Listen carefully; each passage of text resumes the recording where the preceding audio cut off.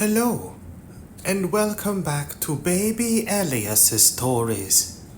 We now return to The Inugami Curse by Seishi Yokomizo, translated by Yumiko Yamazaki. A Monstrous Riddle. By the time mid-December has come and gone, Lake Nasu begins to freeze from its edges. Generally, skating on the lake is safe only after New Year's, sometime in mid-January. But occasionally, once every 5 or 6 years, when the winter is especially cold, it is possible to skate even in December. This was such a year. By mid-December, one could see the ice along the edge of the lake behind the Nasu Inn growing visibly thicker every day. And on December 13, this recently formed ice set the scene for the discovery of a most bizarre corpse. The corpse of the last victim in the case of the Inugami Clan.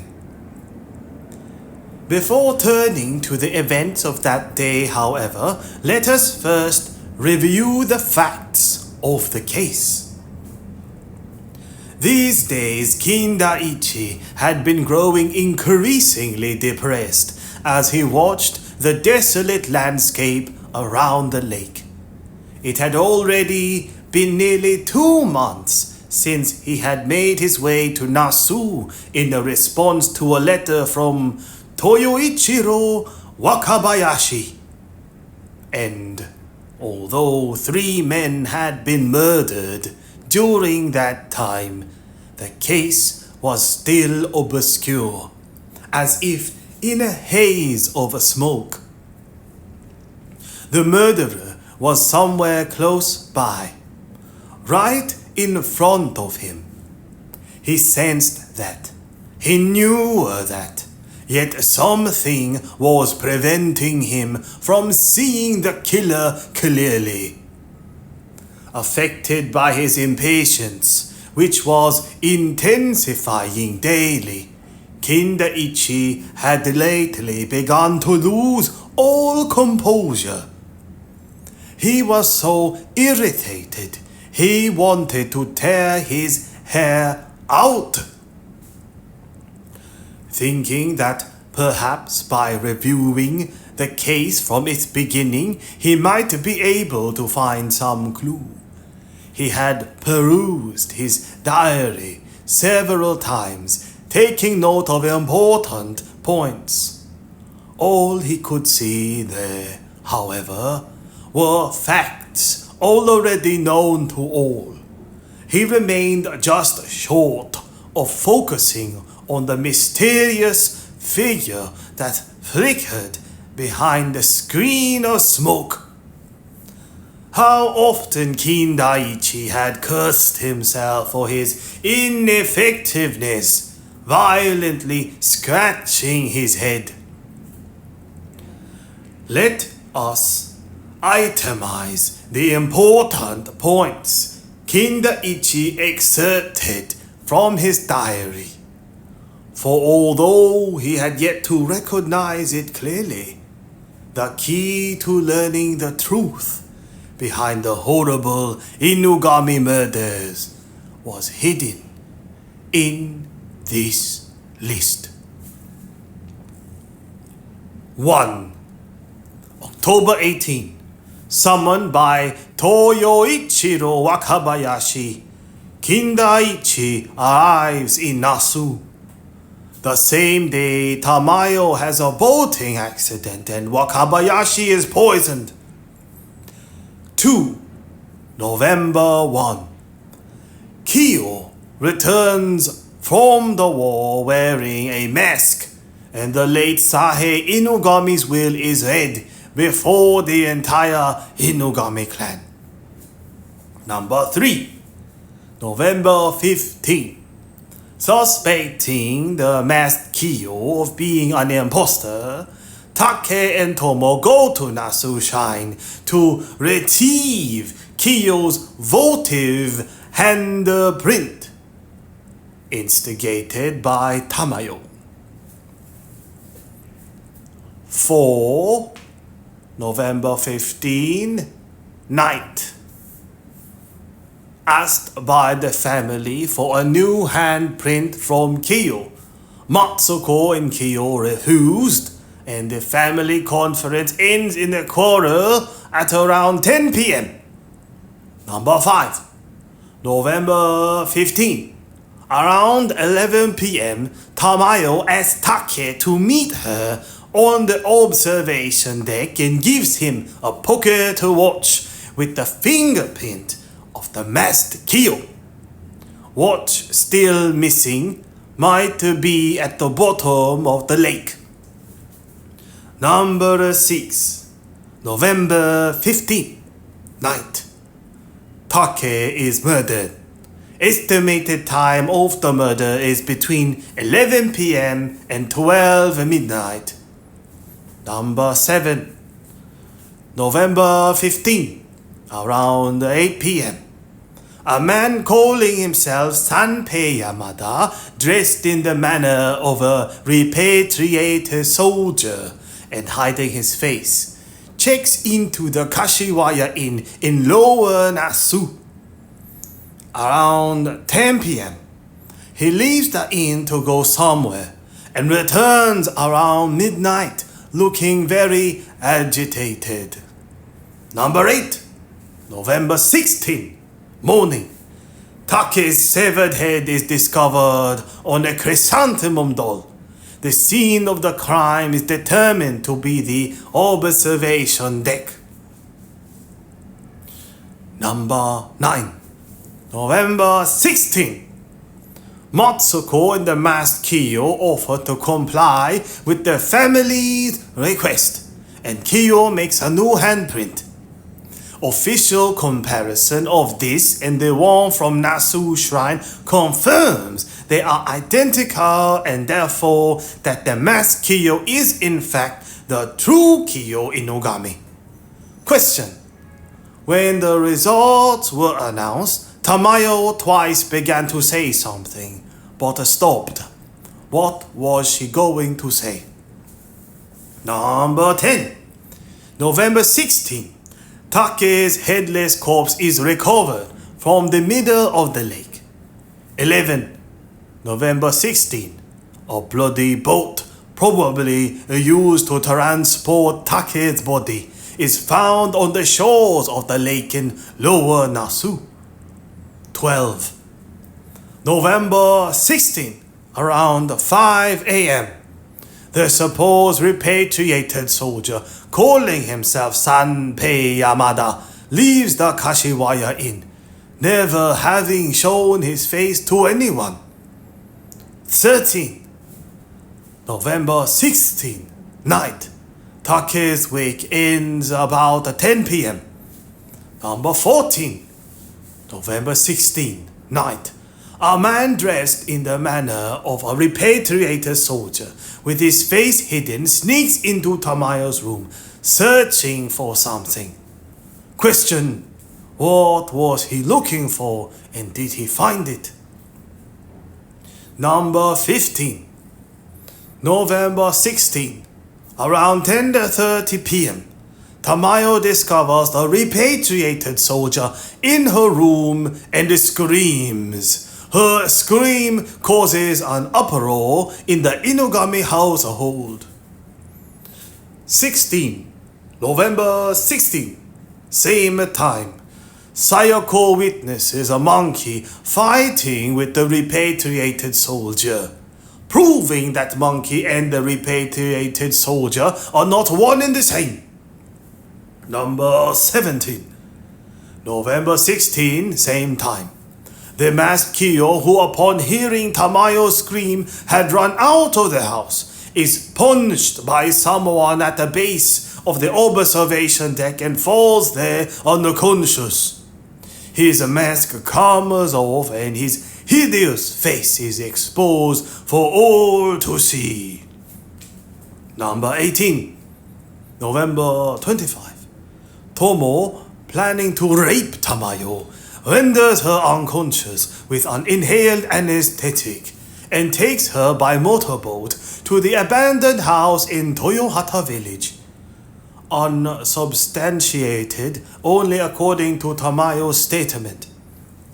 19. November 25, around 4 p.m.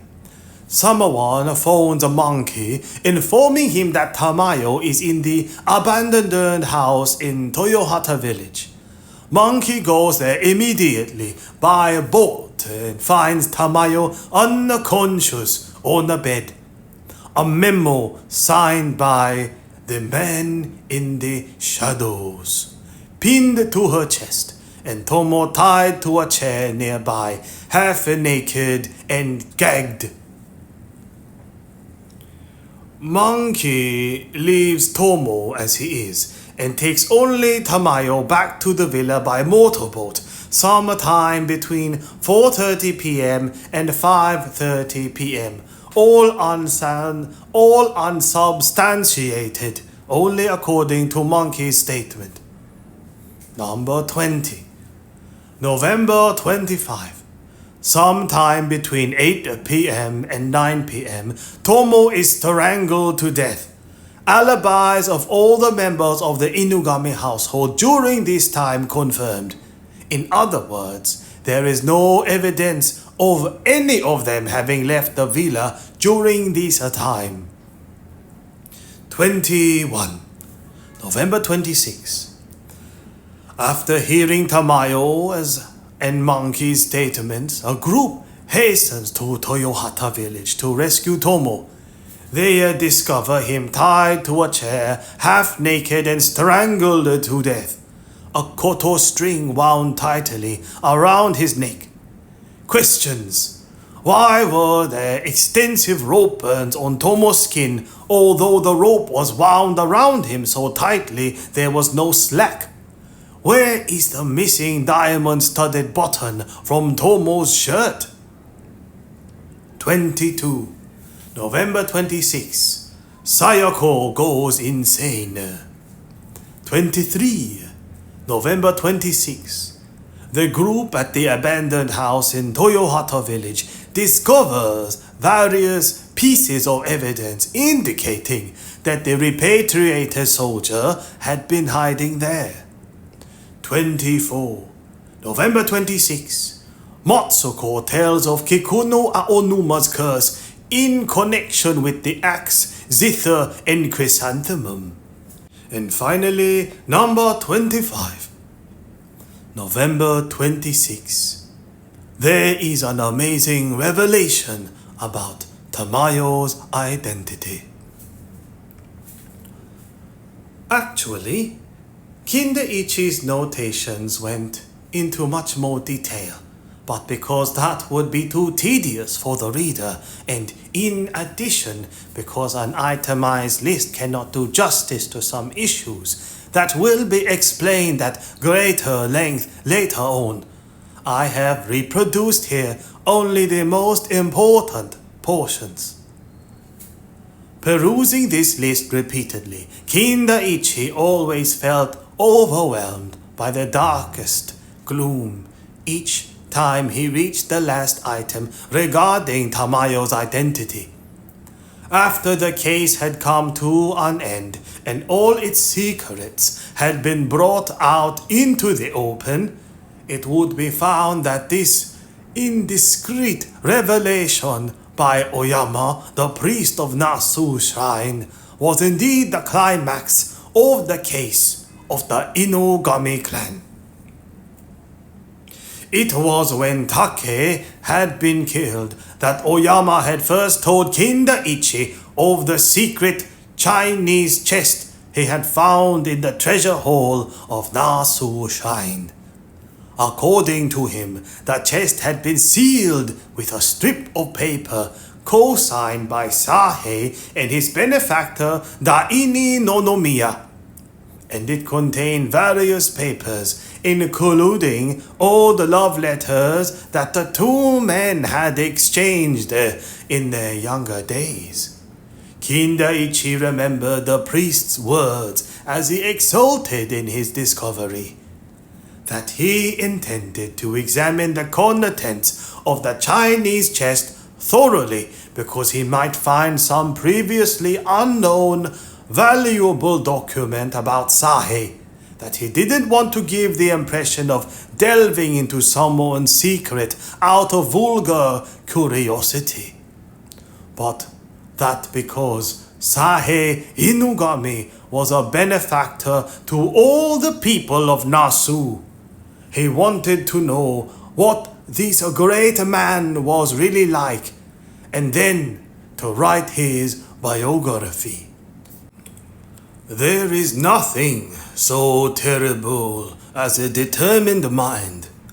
Oyama had achieved his goal at last by painstakingly organizing and carefully scrutinizing the contents of the Chinese chest. He had finally discovered Sahe's secret. And what an astounding secret it was. Reading over the document that Oyama had arranged in order, Kindaichi had found a record of the most singular and abnormal carnal drama played out by the young Sahe, Daini no Nomiya, and Haruyo, Daini's wife. A wretched account of their torturous passions and anguish. I cannot find it within me to publish those documents here, as the picture they paint is so immoral and deviant. I will limit myself to reporting the facts as simply as possible. It was clear that there had indeed been a homosexual relationship between Daini no Nomiya and the young Sahe Inugami, but the liaison apparently ended after the first 2 or 3 years. Perhaps Daini became more reticent as Sahe grew older, but judging from what could be read between the lines, it seems that Daini no Nomiya, while not impotent, was not a sexually robust man. Unfortunately, moreover, the passion that he had felt, even if only slightly, toward the young Sahe seems not to have been aroused at all by his wife, Haruyo. In other words, while Daini was able to feel some sexual desire toward men, he was totally impotent with women. Because of that, when Sahe first became the object of Daini's attentions, the couple, Daini was 42 and Haruyo 22 at the time, had been married for 3 years, but Haruyo still remained a virgin. While the homosexual liaison between Daini and Sahe apparently ended after only a few years, Sahe continued thereafter to be a constant visitor and friend, and eventually he became intimate with his benefactor's wife. What stormy impulse pushed them into this relationship, the documents in the Chinese chest did not reveal, but it greatly affected Sahe's subsequent character and became the major factor in his wretched sexual history. At the time, Sahe was 20 and Haruyo 5 years older. As it was for both the first intimate encounter, with a member of the opposite sex, the flames of passion burned intensely. Just as intense, however, were their feelings of guilt. Neither Sahe nor Haruyo were such damnable souls as to be able to hide their transgression brazen-faced. So after suffering through gut-wrenching anguish, they tried to kill themselves by drinking poison. Luckily, or not, the suicide attempt was quickly discovered and averted by Daini. But as a result, the whole of their secret became known to him as well. His response, however, was extraordinary. Apparently, Daini not only forgave Sahe and Haruyo, but in fact urged them to continue their immoral relationship. No doubt his attitude stemmed partly from his wish to atone for his treatment of his wife, whom he had long left a virgin, untouched since their marriage. Yet he was also too concerned about appearances to divorce her and to give her openly to Sahe. For the same reason, Haruyo too did not wish a divorce, and so the strange relationship among the three took a new direction. Haruyo, while legally Daini's wife, was in reality Sahe's wife and lover. Daini not only made it as convenient as possible for them to meet, but also took steps to ensure that their secret would not become known. The two lovers always met in a room in Nasu Shrine, and when they did, Daini would leave the room, but never the house. He would keep guard in another room like a faithful dog to prevent the truth about his wife and her lover from leaking to the outside world. The three managed to keep their secret hidden to all, and their strange, unnatural relationship continued long thereafter. Eventually, Haruyo gave birth to a girl, Noriko, whom Daini recognized as his legal daughter without any hesitation whatsoever.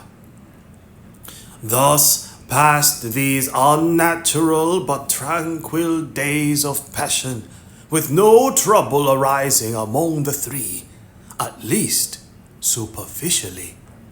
Yet below the surface, what agony they must have suffered, each in his or her own way. As a woman of that era, Haruyo in particular must have been tormented by a guilty conscience.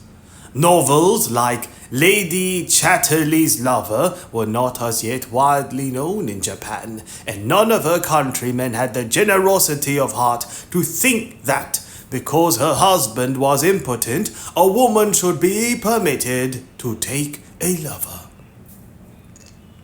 The common attitude and accepted moral principle was that even if her husband refused to so much as touch her, a wife should simply endure in silence.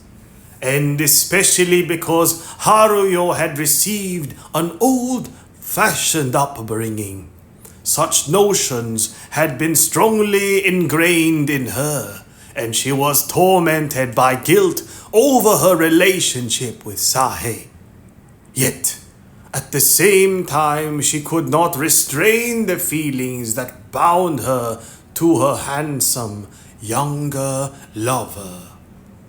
Struggling with remorse and anguish, she nevertheless was consumed, body and soul, each time she met with him.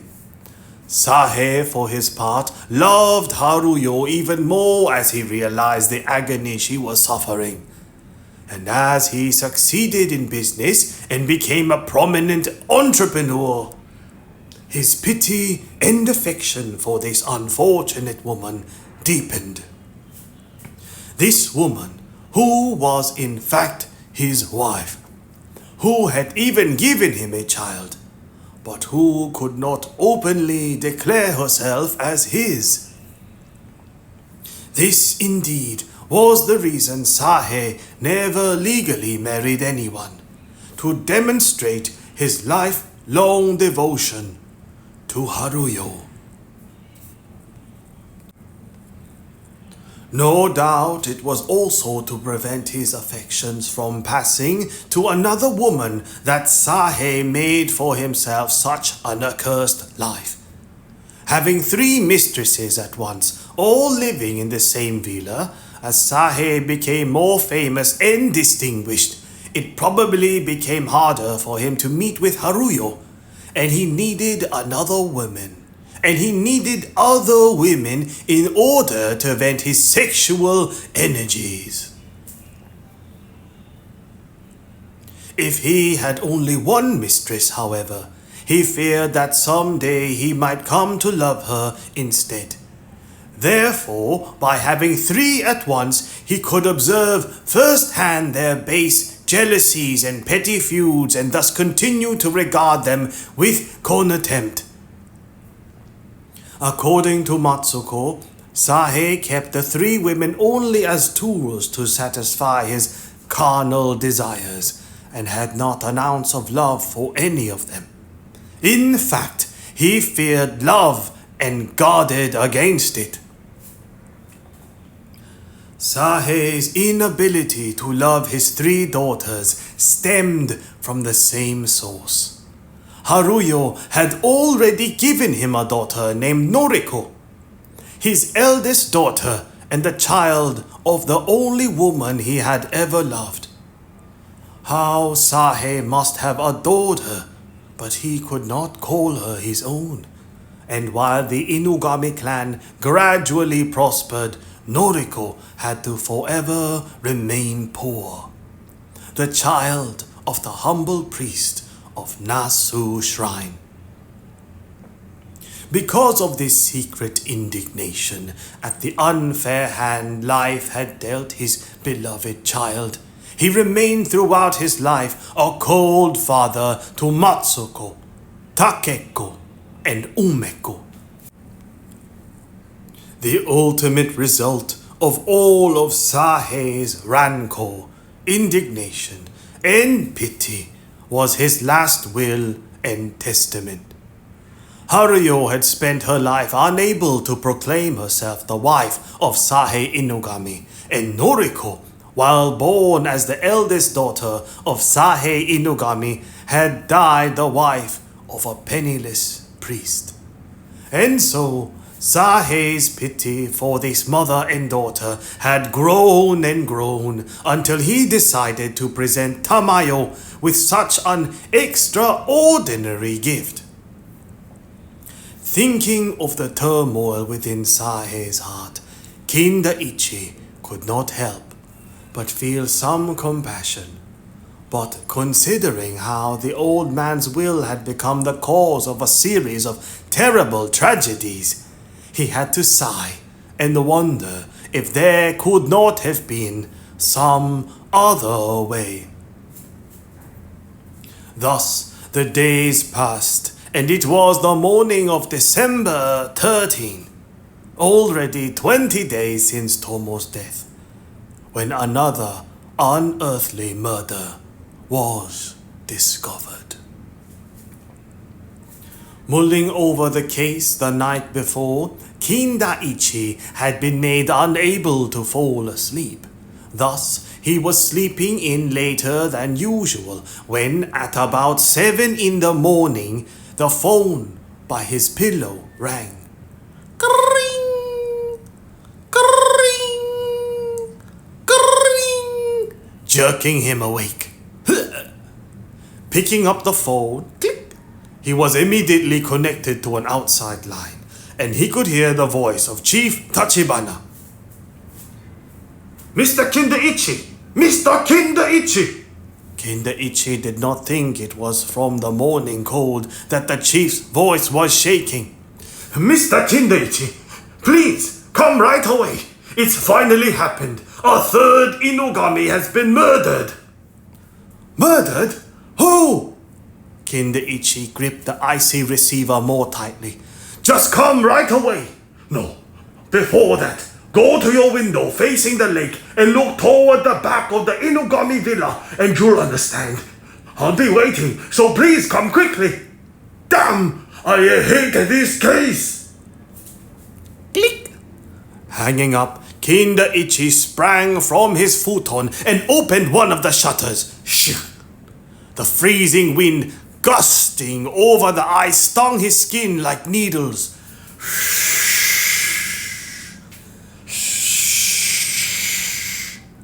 Sneezing a few times.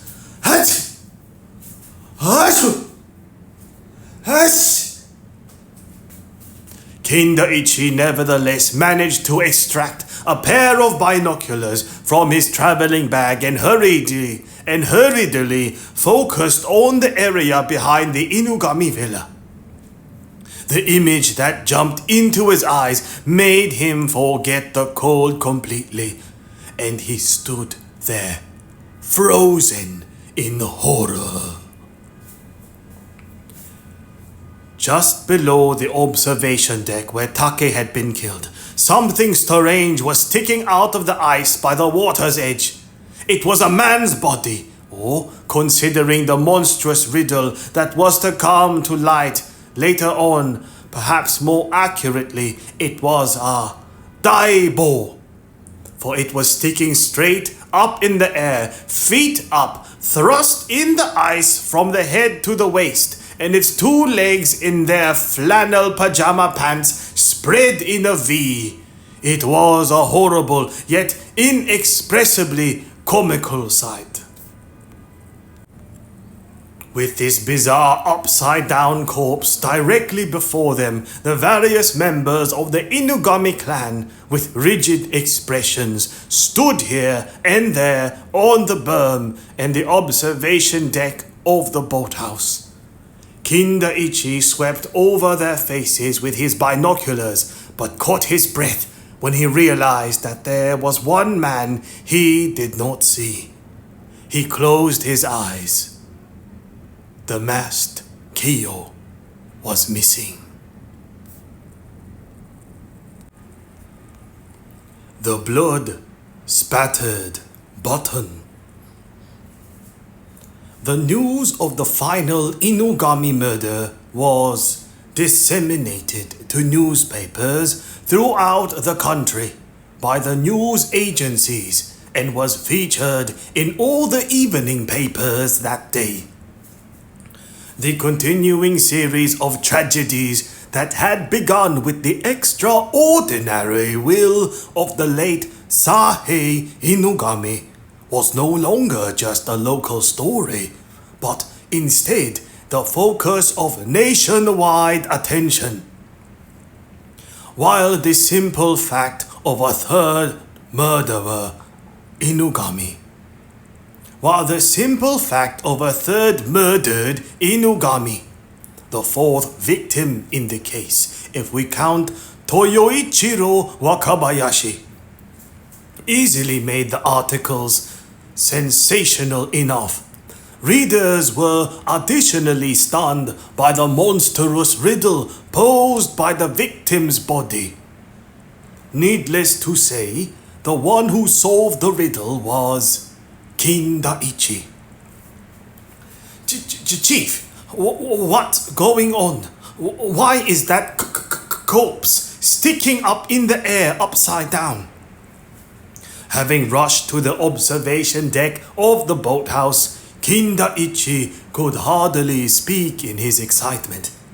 For a weird, almost farcically comical idea had popped into his head. Farcical. Farcical. Farcical. Of relating to or resembling farce. See ludicrous. Laughably inept. Absurd. Farcical. Kindaichi could hardly speak in his excitement, for a weird, almost farcically comical idea had popped into his head as he had been hastening to the scene. It was almost driving him mad. How should I know, Mr. Kindaichi? I'm completely flabbergasted myself. Why the hell did the murderer stick Kiyo's body upside down in a place like that? Damn it! I hate this! It gives me the creeps! Chief Tachibana scowled and spat out his words, gazing bitterly at the accursed corpse sticking feet up out of the ice below. His men were having a difficult time trying to dig out the body, a task that seemed simple, but in fact was not. For with the ice formed, but not yet very thick, anyone stepping onto it risked the danger of having it break and being plunged into the water. But reaching the corpse by boat also presented difficulties. The detectives were having to cut away the ice bit by bit and to gradually maneuver the boat toward the corpse. Overhead, the leaden color of the sky portended snow. So, you're certain that body is Kiyo's? Muttered Kindaichi, his teeth chattering. It was by no means the morning cold, but an extraordinary thought that was making him shiver body and soul. Yes, there's no mistake. Matsuko says those pajamas are definitely his, and besides, he's nowhere to be found. And Matsuko? Kindaichi glanced around, for he did not see her anywhere either.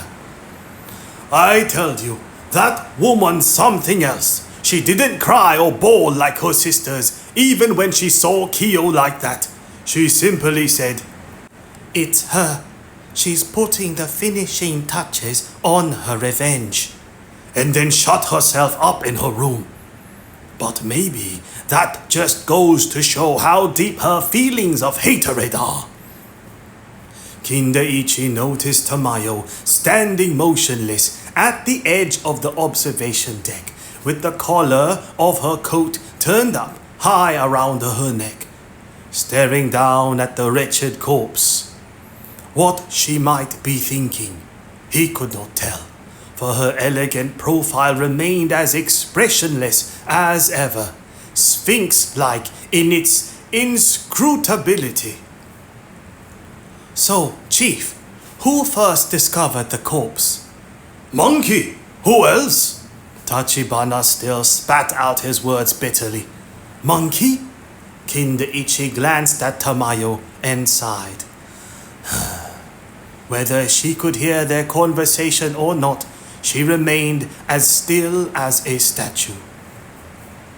And what was the cause of death? Surely he wasn't plunged in there alive, was he?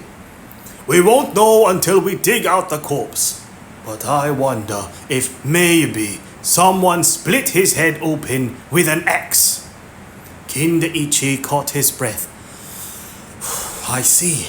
If Kiyo was the one killed, that means it has to be the axe this time. But if that's the case, Chief, how come we don't see blood anywhere? There was not a spot of blood anywhere on the milky white, frozen surface of the lake. I know. I thought that was strange too. Also, if the murderer did use an axe, he must have brought it from somewhere else, because there isn't an axe or comparable weapon anywhere in this house. After Matsuko's confession of the other day, I had them get rid of anything that even remotely resembled an axe. By this time, the team of detectives had finally managed to steer the boat close to the body, and two of them took hold of its legs. Hey, be careful! Try not to damage the corpse! Called down Chief Tachibana from the observation deck. Yes, sir, we know! The third detective began breaking the ice around the corpse, which was submerged from head to waist. Soon the ice had been broken into smaller pieces, and when the detectives shook the legs, the rest of the body shook as well. Good, it should be okay now. Pull it up gently. As the two detectives, each holding a leg, pulled the corpse straight up out of the water and ice, the people standing on the observation deck could not help but catch their breaths and clench their fists at the sight. Kiyo's mask was gone, and emerging upside down from the ice was a most nightmarish face. A formless mass of flesh like an overripe pomegranate. Once, at the reading of Sahei's will, Kindaichi had seen the just repatriated Kiyo pull his mask up to around his nose, but this was the first time he had looked squarely at that hideous countenance. Moreover, having been buried in ice overnight, it had deteriorated to a purplish color, so that its ghoulishness was amplified. Strangely, however, he could not see any head wound such as Chief Tachibana had predicted. After studying this gruesome face for some time, Kindaichi finally looked away. But as he did, his eyes were caught by the sight of Tamayo. She was staring intently at the face that even Kindaichi found too shocking to behold. What thoughts, he wondered, could be passing through her mind? As the detectives were making their way back to shore with the frozen body in their boat, Dr. Kusuda, the medical examiner, came running up to the observation deck, seeming tired and disgusted by the continuing series of incidents. He hardly even bothered to greet Chief Tachibana. "Doctor, we need your help again. I know you can't ascertain any details until you conduct the autopsy, but if you could just give us the cause of death and the time elapsed since death." Kusuda nodded without a word and began descending from the observation deck when suddenly Tamayo called, "Excuse me, doctor." Kusuda, his foot already on the first step down, stopped and looked back at her in surprise. "Yes, did you want something, miss?" "Yes, actually." Tamayo hesitated momentarily, glancing back and forth between Kusuda and Chief Tachibana. But before long she seemed to make up her mind. "If you're going to conduct an autopsy on that corpse, before you do, please get a handprint. The fingerprints of the right hand." Her words hit Kindaichi like a bolt of lightning. "What? What did you say, Miss Tamayo?" He took a step forward, his breath coming in rapid bursts. "Are you questioning the identity of that corpse?" Tamayo did not answer but turned her gaze toward the lake and stood waiting silently. This was a woman who spoke if and when she wanted to, and could not easily be made to talk by others. Her solitary life had given her a steely will. "But, Miss Tamayo," said Kindaichi, licking his lips again and again, overpowered by a feeling he could not pinpoint. "We got a handprint from Kiyo before, remember, and it was found to be identical to the votive handprint." Kindaichi abruptly fell silent, for he had noticed a hint of scorn in Tamayo's eyes.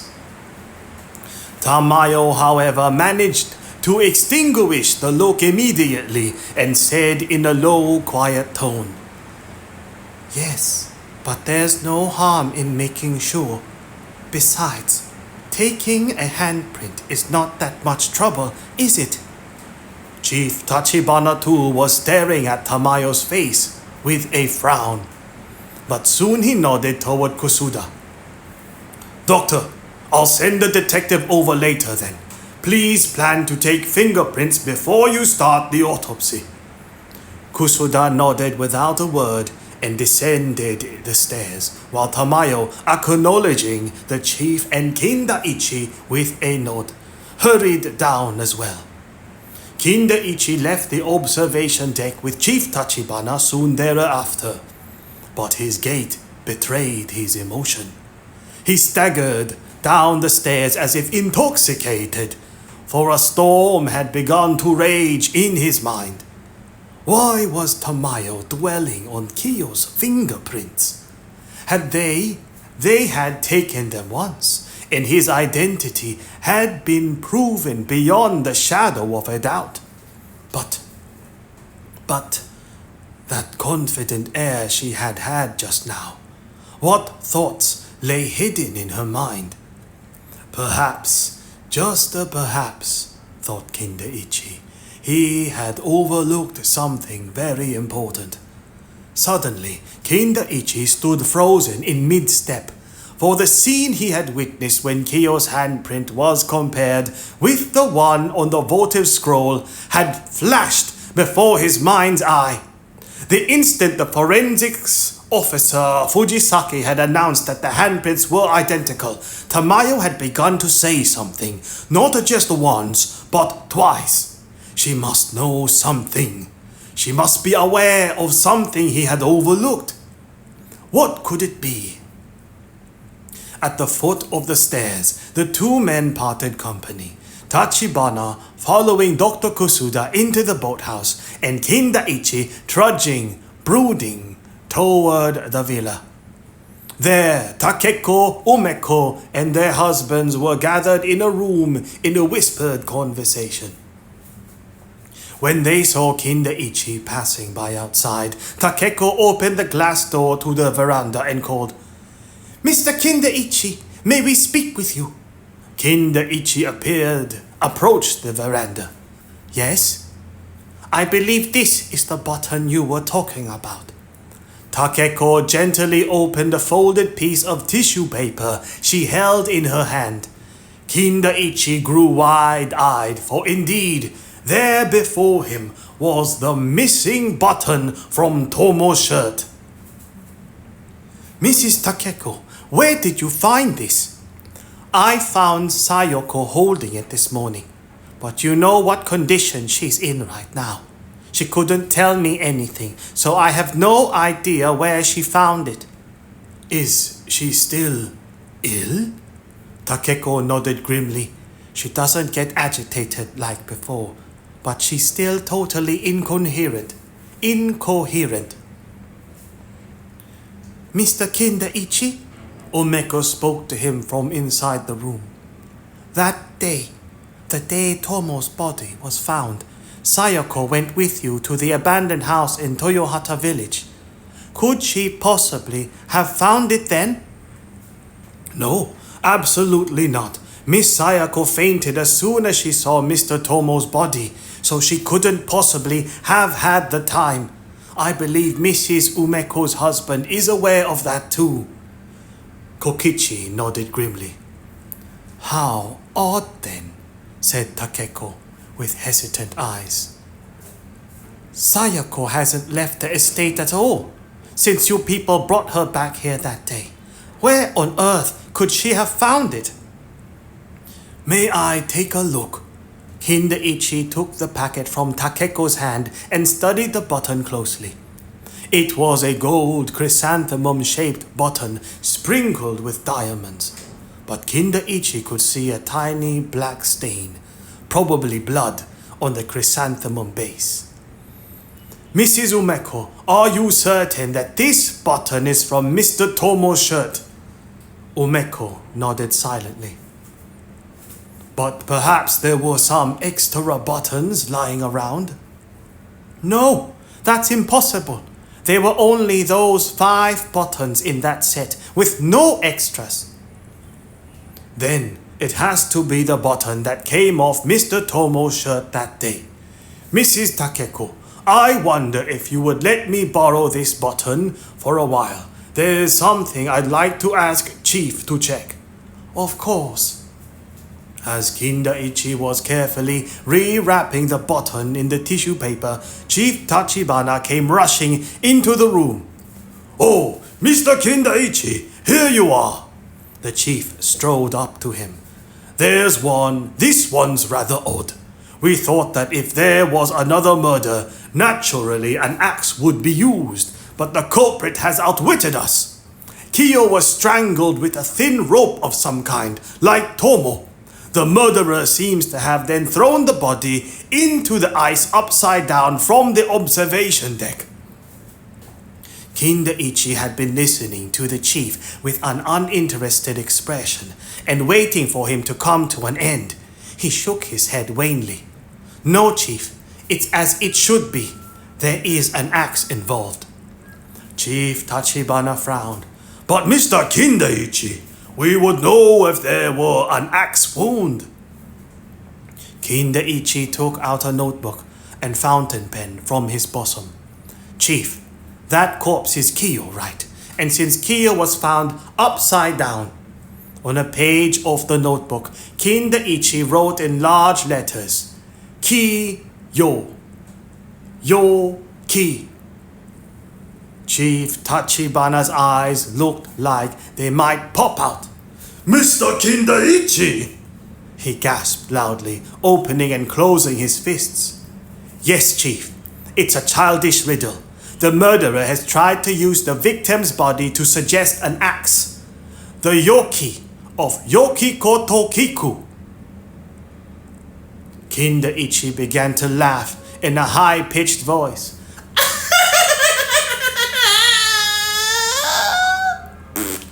A hollow laugh that sounded even hysterical. True to expectations, snowflakes started dancing down from the leaden sky.